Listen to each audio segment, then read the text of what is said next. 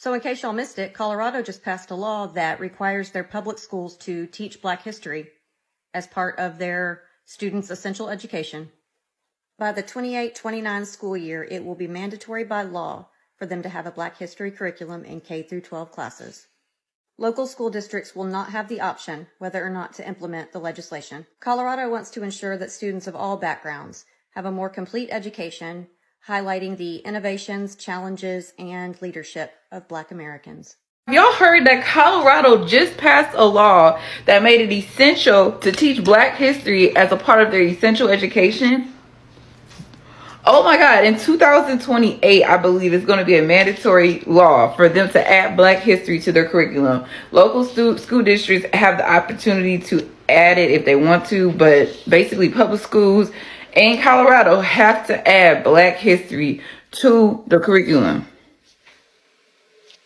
Yo, and this is the perfect book. Like, every Black teacher, every student, every person, every Black history class needs this book, okay? Colorado, y'all, this is great news. I'm so happy. Like, this is amazing. Like, every state needs this, okay? It is a law in Colorado. Black AF history. This is one of the best history books I have ever read. Everybody needs this in their schools, okay? Everyone needs this book. Grab this book, add it to your curriculum if you're a teacher, if you're an educator. And yeah, as a teacher in Colorado now, you can teach Black history to your students without anybody. In honor of Black History Month, I am once again focusing on the Colorado. So I just want to let y'all know, Colorado has done their thing. They recently passed a law that makes it mandatory for schools to teach Black history in their schools. This is monumental, especially with so much turmoil and controversy around teaching Black history and the contributions of Black individuals right here in these United States. So big shout out to Colorado. Y'all make sure y'all shout them out. Make sure y'all share this. It's going to get some scrutiny. There's going to be a lot of backlash, but they say by 28-29 school year, it's going to be mandatory throughout that whole area. And we're just excited about that. So look, big shout out to Colorado. Continue to do your thing. Continue to make bills that matter and impact people in a positive way, because so many people are trying to stifle history right now that it's unreal. In case y'all missed it, Colorado just passed a law that requires their public schools to teach Black history as part of their students' essential education. By the 28-29 school year, it will be mandatory by law for them to have a Black history curriculum in K through 12 classes. Local school districts will not have the option whether or not to implement the legislation. Colorado wants to ensure that students of all backgrounds have a more complete education, highlighting the innovations, challenges, and leadership of Black Americans. We've been sharing inspiring stories of Black Coloradans and their contributions to our state. And this week, we're revealing a darker side of our Colorado history. Denver 7's Micah Smith is telling the story of sundown towns where Coloradans of color were prevented from living. The beauty of a sunset is captivating, but for decades in our country, the sun setting was an ominous reminder that Black people were entering the most dangerous time of day. We don't necessarily have a complete record of all the sundown towns in Colorado. There are a few that posted banners or posted signs to make sure that people knew. A sundown town was an all-white city that banned Black people from living within city limits or being in town after dark. Black American West Museum volunteer Terry Gentry says they were especially prevalent during the late 1800s and throughout the 1900s. There were a lot of risks. You could either be harmed, you could be forced out of town, you could be killed. Just quite a few scary things happened. But sundown towns were not a Southern invention. Most can be found across the North, the Midwest, and the West, with many right here in Colorado. Louisville and Golden, parts of Colorado Springs, Cherry Hills, and Loveland. A Loveland Reporter Herald article reveals in the early 1900s, Loveland neighborhoods and HOAs prevented anyone of color from buying a house there. At that time, Loveland had a large sign that read, "Welcome to Loveland, nationally famous sweetheart town." And a smaller sign underneath read, "We observe Jim Crow laws here." We have a situation here where our culture, as expressed in Hollywood and to some extent in other media, puts this racism in the South where it isn't. This is the one form of severe racism that the traditional South did not do, but it's all across the North. Sociologist and author of Sundown Towns, James Lowen, has studied sundown towns across the United States and uncovered thousands. In suburbs, there are a lot of suburbs that were sundown towns. In fact, most suburbs, about 70-80% of the suburbs of Los Angeles, the suburbs of Chicago, suburbs of Detroit. And Lowen says that's why we still have Colorado cities that have virtually no residents of color. But I have to say that most towns, and I suspect almost all former sundown towns in Colorado, have given up the practice. But Lowen said we still feel the implications today. What we have to watch for now is what we call second-generation sundown town issues.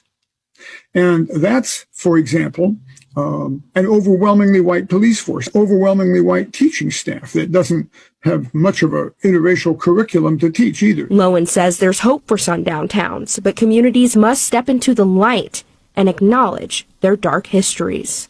Mike.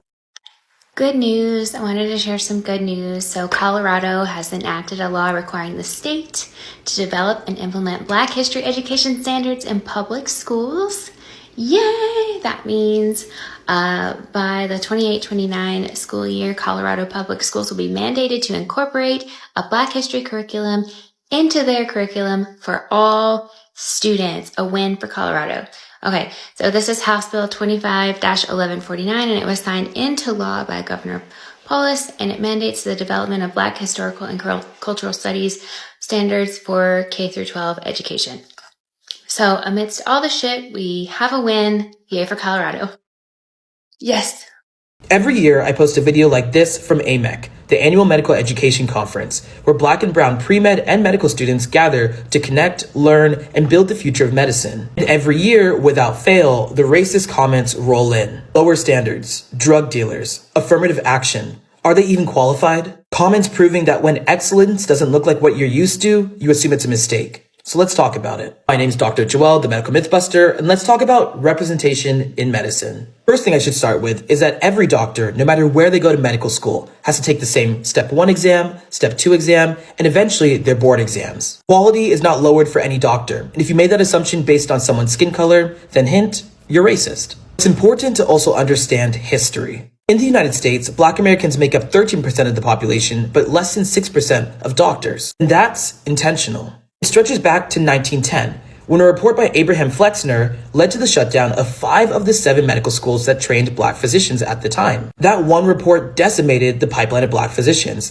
because the number one indicator that you become a doctor is having a parent that's a doctor. It wasn't until half a century later, with the Civil Rights Act of 1964, that Black medical students were able to attend previously segregated medical schools. And here's the thing, representation in medicine matters beyond just face value. It's life-saving. Black patients continue to be less likely to be diagnosed accurately, less likely to be believed about their pain, more likely to die from preventable conditions. But studies like this one show that increased representation of Black physicians in a county increase life expectancy and medical adherence in that county. And it doesn't stop there. We can talk about something called the GFR equation. GFR measures kidney function, essentially how well your kidneys work to filter out toxins. But for a long time, there was a racial correction to the GFR equation. That multiplier assumed that all Black patients had better kidney functioning than any other race. Spoiler alert, we don't. That race adjustment delayed access to care and kidney transplants for tens of thousands of Black patients across the United States. It took Black medical students, residents, and doctors to recognize that problem and fix it. Or we can talk about spirometry, a test that measures how much air we can breathe out in one breath. Lung function tests for a long time assumed that Black and Asian patients had lower lung function than any other race. It was based on racist 19th century assumptions, not biology. And that's not medicine. That's systemic racism that's built into our tools that we use today. When it comes to clinical trials, Black people, women, and other minoritized groups are still less likely to be included. That means many of the drugs that we take and the treatments that we trust are tested only on white, able-bodied males, despite there being research that shows, for example, that heart attacks present differently in women than men. That's why representation in medicine matters, why AMEC matters. We're not just here to diversify medicine, we're here to decolonize it. to call out what's broken and to fix it, to rebuild it safer and smarter for everyone. Because when you reach the margins, you automatically reach the center. So, say what you want in the comments. It's a reminder of how hard we have to work, the stigma that exists despite our excellence. And while you're commenting, we'll be here, matching into residency, doing our research, decolonizing medicine, and yes, caring for you. Because we're not asking for a seat at the table. We're building the entire clinic. Colorado, this is progress. This is an example of how we are intentional in changing. Colorado passed HB 25-1149, which is the comprehensive Black history and culture education in K through 12. Concerning comprehensive social, cultural Black history education in public schools and in connection therewith, making an appropriation. The Act requires the State Board of Education to adopt standards related to Black historical and cultural studies. Local education providers shall incorporate the standards into courses for public elementary and secondary school students in the state no later than 2 years after the State Board adopts the standards. The Act creates the Black Historical and Cultural Studies Advisory Committee in the Department of Education to recommend standards and related materials and to provide technical assistance at the request of local education providers implementing the standards. And you could go ahead and pause and read the rest of it. As a Black, Brown, Latina with 2 Black, Brown children in District 20, specifically in Colorado Springs, which is very racist, and you could really see the systems of oppression here. I am so happy that this bill passed. Like, I am so happy that my kids will get a chance to feel more included, I guess, and their stories validated, their concerns validated. As a social worker, I am very happy for this bill because I have so many parents, specifically military parents who are non-white, who have had issues with the school systems here, specifically D20, D11, and D49. So I am very happy that the struggles are being recognized and that the history is actually going to be incorporated into the schools. And this is very much needed, right? Like, not just for non-white children, but also for white children, that it would teach all of us about our history. So I'm very happy. I'm so happy and excited. I know me, for one, I cannot wait to hold District 20 accountable. I cannot wait. And this bill was sponsored by Representative Regina English, Democrat, Colorado Springs, and Senator Tony Exum, Colorado Springs as well. So I'm very excited. And I'm actually going to look into this 17-member advisory committee in order to be kind of like more involved and more informed, because it is progress. And I'm so excited for this. The civil rights movement was not that long ago. So why am I today years old hearing about the Children's March that changed the civil rights movement? Malcolm X and Martin Luther King Jr. didn't agree on much, but what they did agree on was that this protest was too dangerous. Reverend James had the idea to recruit children for peaceful protests. This happened late 1963. Black adults were pulling out of the civil rights movement. They were losing their jobs, they were losing money, being up in jail. They weren't willing to risk their lives for the movement anymore, and I don't blame them. That's how James got the idea to use children, or minors. He would recruit popular Black teenagers to go spread the message around their schools to have a public walkout. Because of their popularity, they had a lot of clout amongst other Black students, and the word caught on. Reverend Breville spent weeks teaching these kids how to peaceful protest. Then, on May 2nd, 1963, over 1,000 students walked out of class and gathered on 6th Street for a peaceful protest. They stayed off permitted areas, they weren't being violent, and they were demonstrating their right to peaceful protest. Despite this, police started arresting them by the busload. And when I say busload, I mean when they were full of bringing children into their paddy wagons, they turned our school buses into police cars and wheeled children off to the jailhouse. They still marched another day. The next day, they did the same thing again, another peaceful protest. Police Commissioner Bill Connor resorted to violence against children. Trigger warning. Children were chased by police dogs. Children were hosed down. Children. And word got out. People wanted change immediately. President John F. Kennedy demanded a resolution in Alabama immediately, like yesterday. They came to the agreement to desegregate lunch counters, businesses, and restrooms. These children, this is not too long ago. These children stood up for change when their parents couldn't, when their older sisters couldn't, when their aunts couldn't, when their uncles couldn't. These kids did. They sent me an announcement that a charter school in Colorado Springs was going to be holding an informational session in January about possible expansion into my local school district, which is Academy District 20 in Colorado Springs. In this particular charter school, it's from the Waldorf school model, which is probably the closest thing to what I could characterize as a progressive charter school that I've probably heard of. So I don't necessarily have an issue with the concept itself. In today's society, it's actually probably even necessary. But I've also been talking a lot recently, too, about the impact of Christopher Rufo's plan to continue to create an environment where trust is eroded in public schools as an institution. I think you want to create the conditions for fundamental structural change, to appropriate some language. For example, school choice. To get universal school choice, you really need to operate from a premise of universal public school distrust. Because in order for people to take significant action, they have to feel like they have something at stake. And I've been pointing out on TikToks and in recent podcast interviews too, that what they're trying to do is to create an environment within public education where people like me and other people who value public education, we are the ones who are then calling for expanded charter schools and voucher programs and that kind of thing because our kids aren't able to get an adequate education within the bad and eroded public education system that people like Christopher Rufo, Corey DeAngelis, and others are creating. Because they're trying to make the situation bad.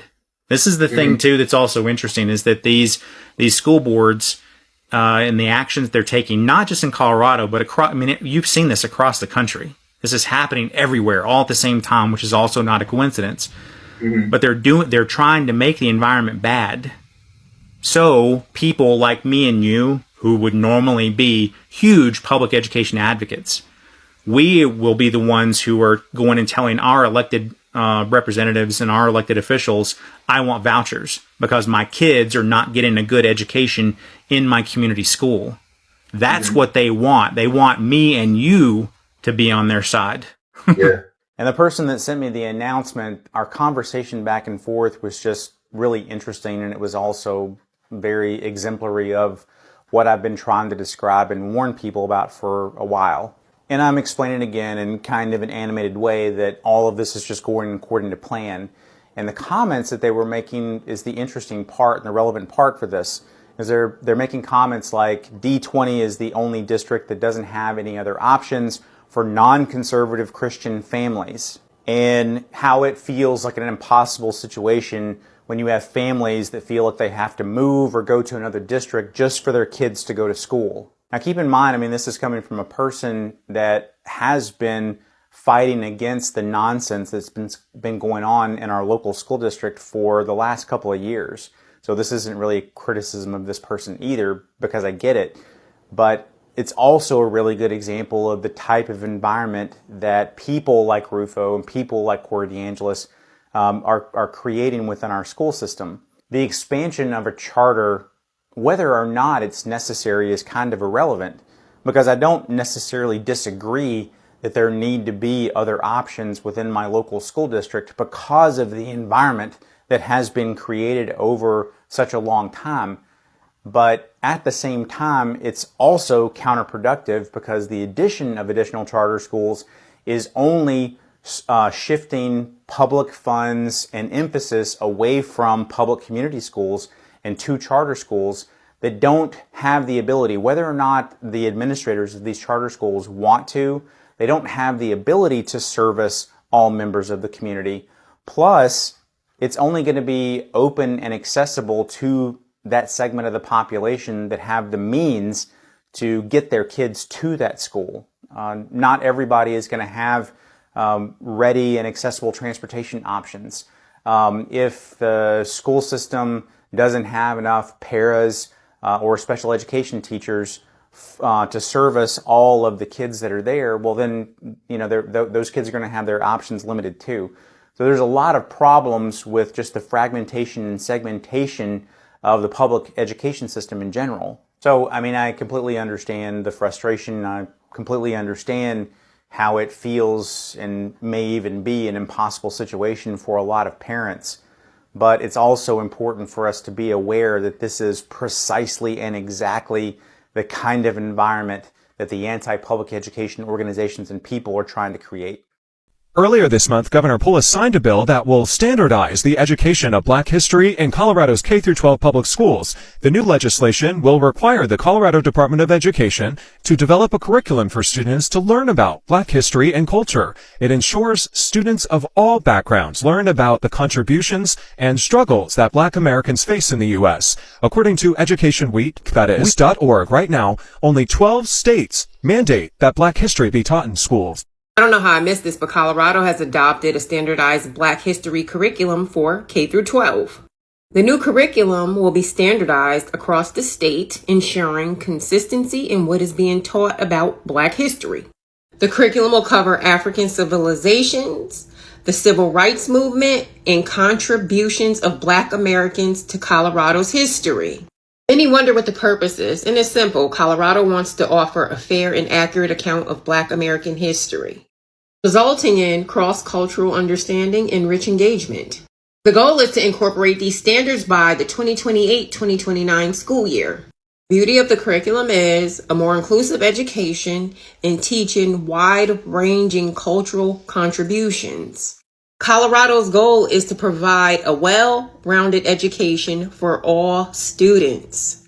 Implementing a Black history curriculum will produce informed and engaged students. I wonder how many states will follow this trend. I just heard something that was very, very flattering to me, especially as one of the states that's pretty much known to have not a lot of Black folks, right? Not a lot of Black folks.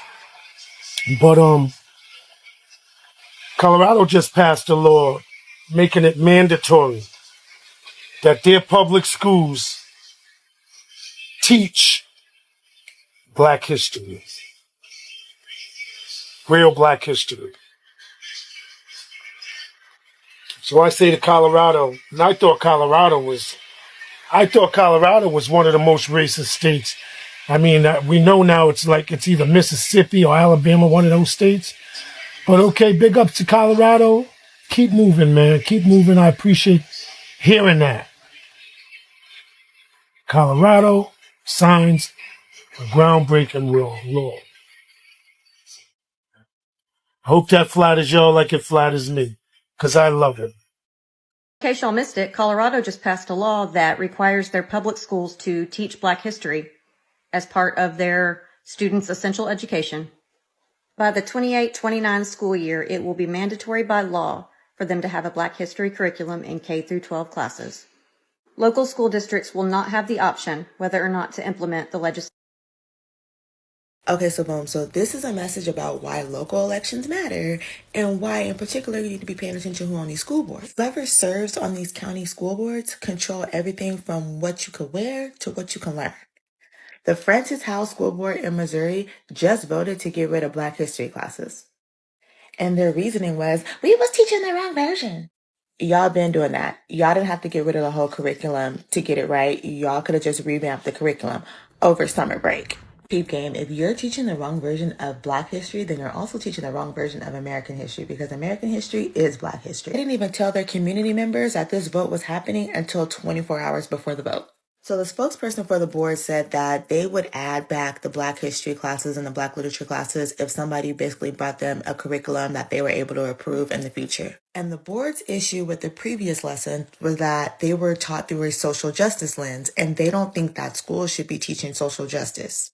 Of course, critical race theory came up in the conversation because they don't want K-12 kids learning critical race theory. Because I took critical race theory in law school. So I can show you my schedule in law school for a class that I signed up for a class that I paid for to learn critical race theory.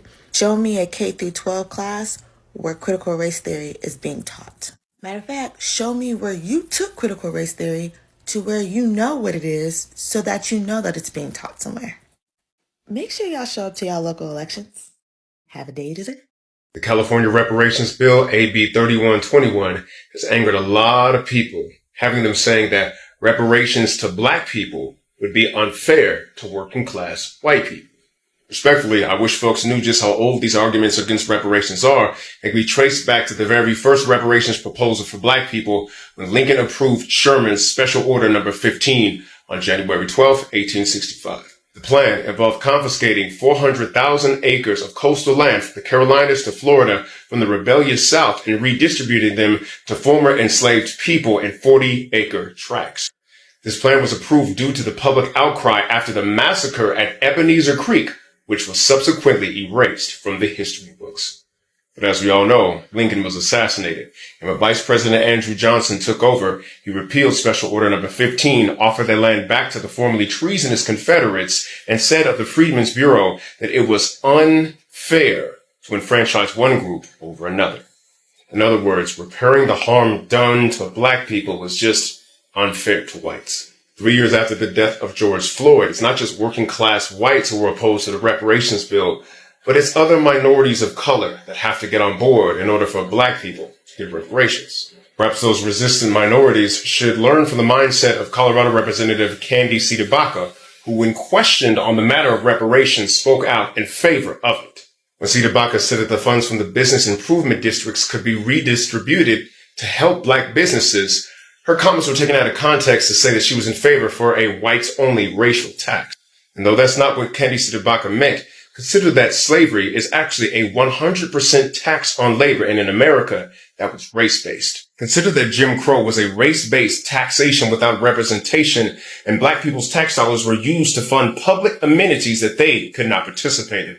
Consider that multiple forms of modern-day discrimination, including over-policing, employment discrimination, and the appraisal gap for black houses, come with the financial cost of black folks. The fact is that group-specific harm needs group-specific repair, just like a bone-specific break needs a bone-specific cast. Just notice that black Americans did not stand in the way when Japanese Americans got reparations for the internment camps, nor did we stand in the way when Jewish people got reparations for the Holocaust, nor did we stand in the way when Native Americans and Aboriginal Australians got reparations for the theft of their land. The reason we did not stand in the way is because we understand justice, and that if you are justly owed reparations for what happened to you, then as a matter of legal precedent, so are we. And therefore, reparations for foundational black Americans is not even up for debate. It's not a matter of argument. It's not a matter of opinion. It is a matter of law.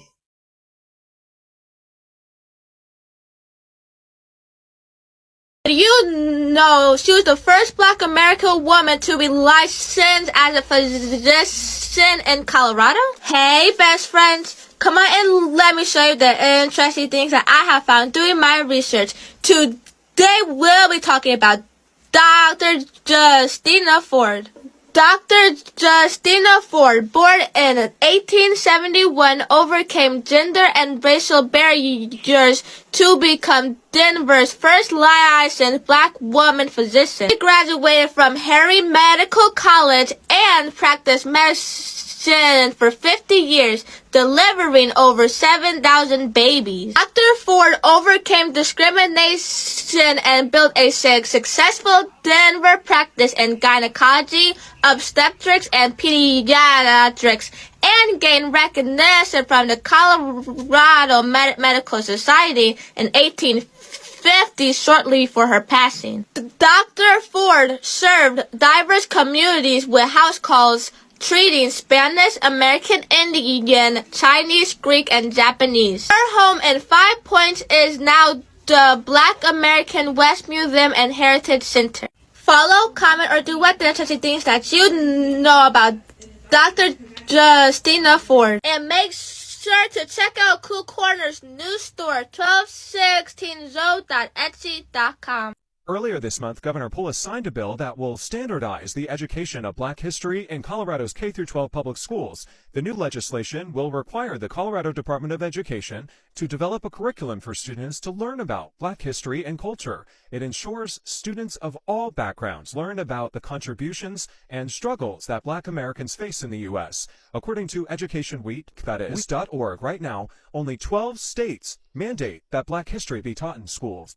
We're celebrating our centennial this year. It's Lincoln Hills was founded in 1922, and I think there's a lot of significance around the entrepreneurial spirit that still that resides in this place, which created its founding. It was founded as a place where African Americans could come and I'll say find peace and serenity. This was a time where, not that we don't have that today in many communities, where African Americans were under attack. I think this is 3 years after the Tulsa, Oklahoma massacre, which, again, as you all know, part of my family came through Tulsa, ended up in Pueblo, and then ended up in Denver, Colorado. And the founders of Lincoln Hills came here to create a resort community. Think about this, a place where African Americans could come in the summers and relax and enjoy each other's company.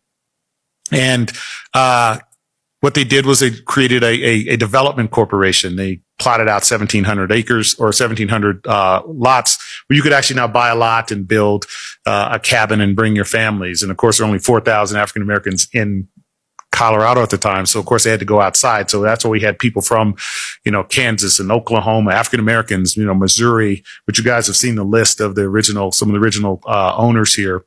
And then they invited and had a number of very storied guests, everyone from Duke Ellington, Louis Armstrong, Zora Neale Hurston, Langston Hughes, Sarah Vaughan. They all came here.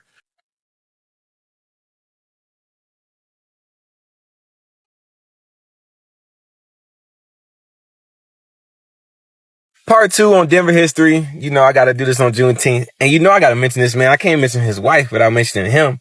My grandpa always taught me ladies first, but I got to mention Wellington Webb. This man was the first African-American mayor of Denver, Colorado. He's the reason why we got the airport built. He's the reason why we got all these park and recreations built. He's the reason why, dang near he did everything. I don't care what nobody say.